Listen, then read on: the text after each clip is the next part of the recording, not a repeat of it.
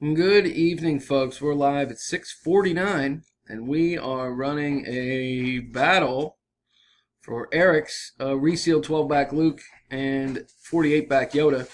I got 40 spots. Doesn't say it's a multi-winner battle, so I'm assuming winner take all. Here, I'm going to paste our list over here at random. 40 spots.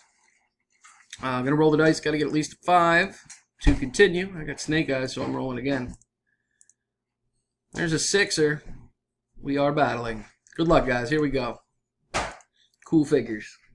Mo Biederman takes round 1. Josh 2 and 3. Chris takes round 4. Mo again on top for our next to last round, round 5, with number 32, bringing us to the final round. Good luck, everybody. Here we go. And our winner is Mo, in at number 22. Congrats, sir. There's our results. We'll make it official. A lot of X's in this verification code. I'm not sure what's going on here.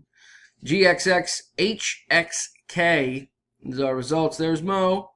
And the rest of our results. I am done at 6:50 p.m. As seen here. One more time. Here's our results. Congrats, Mo, and number 22. See you next time, guys. Thanks.